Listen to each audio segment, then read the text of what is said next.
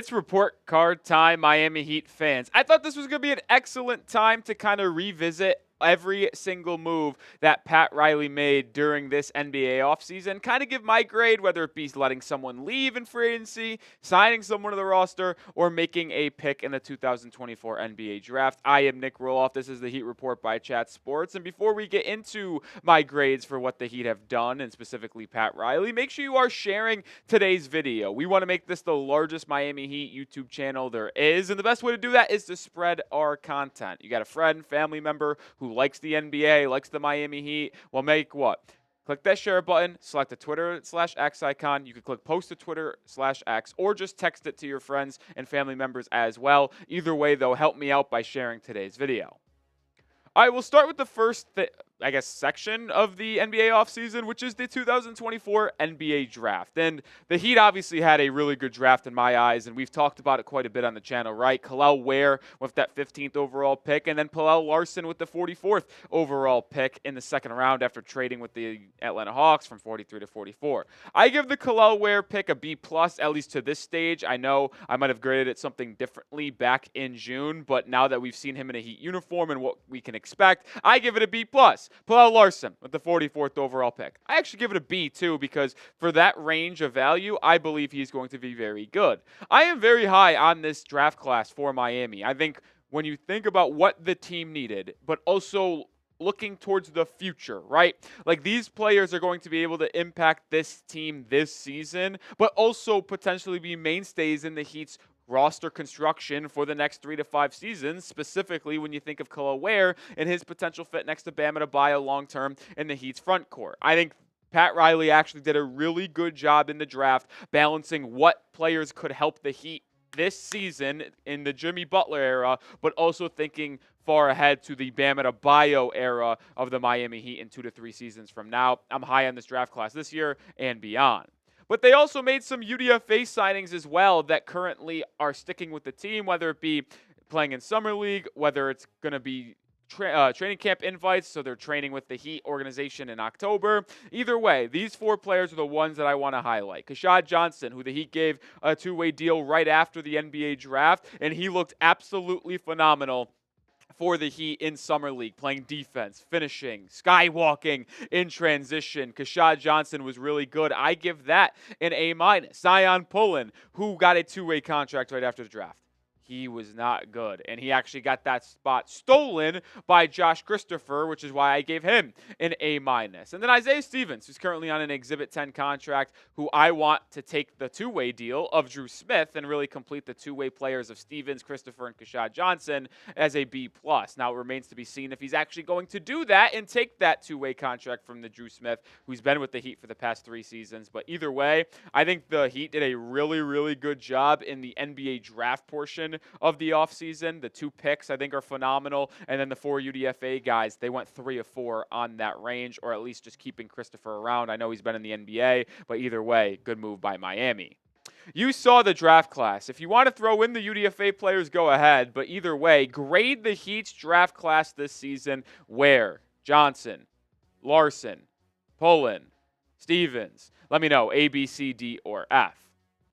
Let's transition over to the NBA free agency portion of the offseason for Miami. And one of the first moves that they made was re-signing Thomas Bryant. And I give this an absolute F. This is a failure on all parts of the Miami Heat organization. Why in the world are the Miami Heat bringing back Thomas Bryant? Like, seriously, I really don't get it. And I think Pat Riley did some very minute things this offseason that aren't that bad or aren't that good, but this one is actually horrific. Like, wasting a roster spot on Thomas Bryant makes no sense. And doing that limited them and didn't make it, I guess, they didn't give them the ability to make other good signings like Dennis Smith Jr. or Lonnie Walker Jr. or Tyus Jones, who ended up signing for a vet min for the Phoenix Suns. Like, why did we waste a roster spot on Thomas Bryant? He is not a good basketball player. He doesn't fit into the plans of the Miami Heat. I truly don't get it. You drafted Kel'el Ware to be Bam Adebayo's backup,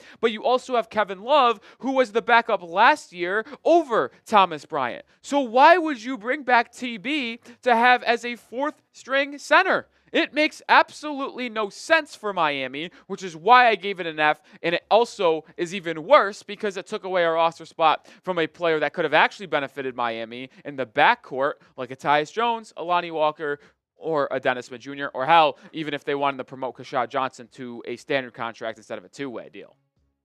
Kevin Love got a C grade from your boy. And it's not as bad as Thomas Bryant, but it certainly is a little bit of a head scratcher at times as well. He was good last year. I like Kevin, and I'm glad that he is back, and he's going to be able to provide something that the Heat kind of need at times in terms of being a leader and a culture guy in that locker room and on the bench, something that they missed last year, I think, in Udonis Haslem. And I think Kevin Love is actually going to take the brunt of that work for Miami because I just don't think he's going to play that much. Will he get minutes? Absolutely, but more than 5, 6, 7 a game?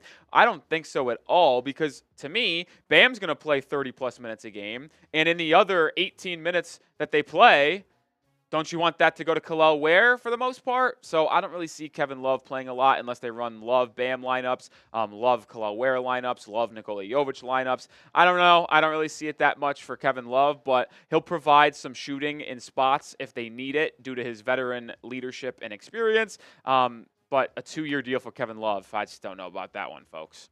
All right, make sure you are subscribed to the channel because we are putting out daily content, whether it be news, rumors, breakdowns like this one. We do it all here at the Heat Report. We're also going to be live for almost every single Miami Heat game this upcoming season. Watch parties are a ton of fun, so lock us in, hit that sub button, and join us for this fun season ahead.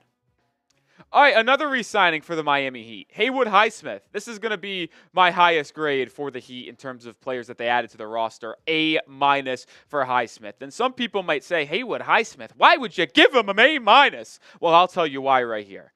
Getting Haywood Highsmith on a 2-year deal for $11 million in total is just absolutely fantastic value because we talked about it on the channel before free agency even began that I thought Haywood Highsmith is going to get $8, $9, maybe even $10 million per season. And you got him for $11 million total over multiple years. I think Highsmith on a $5.5 million contract annual average is just terrific because he's only going to improve. Last year he shot 40% from 3, gave you 6 points a night, and he's already your best perimeter defender, right? Like Bam Adebayo is your best defender in total. Like you could probably say he's your best perimeter guy as well. But when you're talking about strict point of attack, wing guards type of guy, Haywood Highsmith is your number one attack dog. So to me, getting him on a deal for his abilities to defend, to hit open catch and shoot threes at a high rate, 40%, folks, on $5.5 million per year is great value. I didn't expect Haywood to return. Glad he did, and I'm glad that he got him for $5.5 million.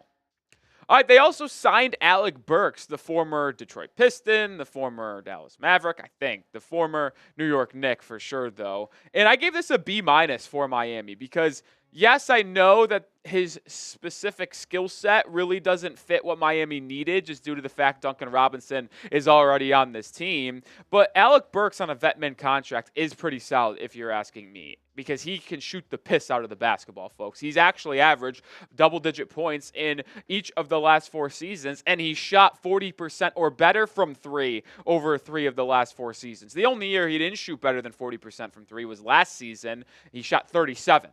So it's not like he's that bad of a shooter, guys. He is actually really good. And I think he's good insurance for Duncan Robinson because it's no guarantee that D-Rob is going to be able to stay healthy with that back injury. And having someone that can fill that role on a nightly basis, be a pro's pro, sit on the bench for 5, 6 games in a row, and then just come off in that 7th game and light it up, I think that's going to be very valuable for the Miami Heat this year. And I think he's also a better athlete and an overall better scorer than Duncan Robinson as well. I think Burks is going to surprise some people for the Miami Heat this season. I think Burks could be one of the best moves of the NBA offseason for Miami. I think it'll be Haywood Highsmith. I also think it might be Kel'el Ware being the pick at 15. Let me know what you think the best move of the offseason was for the Miami Heat. It could have been Patty Mills walking because I gave this grade an A+. Patty Mills is absolutely horrific. I tell you what, I am so happy that Patty Mills is off this team. And I actually thought it was going to be a cool move for Miami when they signed him off the buyout market last year, but he just was terrible, man. He really couldn't do a thing. And for someone who is that small, that old, that bad of a defender, you need to be able to shoot the basketball, which is what I thought the Heat were getting. I thought they were getting the Patty Mills who can shoot 38, 39% from three. He barely even shot 30% from beyond the arc for Miami. He couldn't defend. He couldn't shoot. He was a wasted roster spot for the Heat last season, and I am very, very happy that they did not bring him back. I know Patty Mills expressed interest in returning to Miami. I'm glad Pat Riley didn't pick up that phone and return the call. All right, let's talk about Caleb Martin now, because he was the key departure of this Heat team from last season going into this year. I give it a C+ for Miami. It's not great that Caleb Martin ultimately left the Miami Heat and joined a division rival, not division, but conference rival in the Philadelphia 76ers. And the Heat are going to feel his loss, man. I really do believe that. He is someone who closed a lot of games for Miami.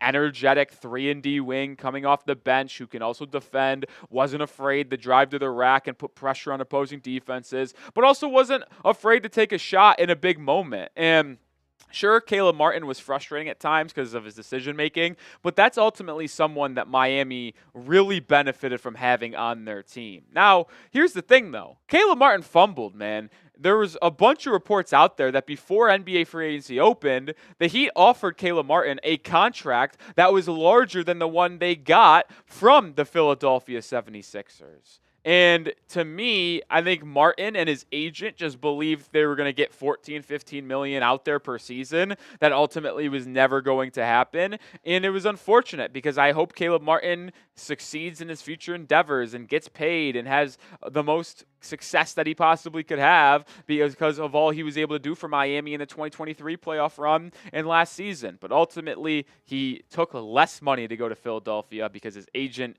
misread the price that he was going to get when the Heat offered him a double-digit contract per season value before free agency opened. More to talk about here, but make sure you do get this Miami Heat t-shirt. $20. Yes, you heard that correctly. Can't get better value than that. It's usually $30. Right now, it's only $20. Chatsports.com/Heat shirt. It's a cool black Heat t-shirt. Wear it on game days this upcoming fall and the winter. Or you can just wear it out with your friends, family in the summertime, as it is still pretty hot down in the 305. Get yours today. Links in the description and comments. Chatsports.com/Heat shirt. All right, another player left the Miami Heat team this season, DeLon Wright. And I give this one a C+ as well. He joined the Milwaukee Bucks on a vet-min contract, and this one broke my heart. It did. I am a big advocate of DeLon Wright. I think he did a lot of nice things for Miami a season ago. Also someone Miami picked up in the buyout market right after the trade deadline and right after the All-Star game as well. And sure, the offensive statistics aren't going to be eye-popping. You're not going to be like, whoa, DeLon Wright's electric. This guy's unbelievable. But he just did a lot of dirty work for Miami. Was an excellent defender. Got his hands on a lot of balls in the passing lane. Good point of attack guy as well. He arguably was the best guard defender Miami had at the end of last season, and you saw it translate with some big games in the playoffs, including that Game 1 performance where he had 5 threes in the fourth quarter. Oh, man, I'm going to miss DeLon Wright. I thought he was a perfect fit for this Heat team. He was a Heat culture guy, and I don't know why Miami didn't sign him to a vet min, but instead, no, we have Thomas Bryant. It really is frustrating to me that TB is ultimately on this roster because I don't think he deserves a spot, and I would have rather had DeLon Wright or any of these other free agent guards. All right, make sure you are following me over on Twitter. At Nic_Rohloff is my handle. If you share today's video, like I kindly asked at the beginning, please also follow me on Twitter because I'm talking about the Heat on a daily basis. And if you tweet this video out and tag me at Nic_Rohloff and are following me, I'll retweet it and follow you back as well. See you tomorrow in another Heat video. As always, go Heat.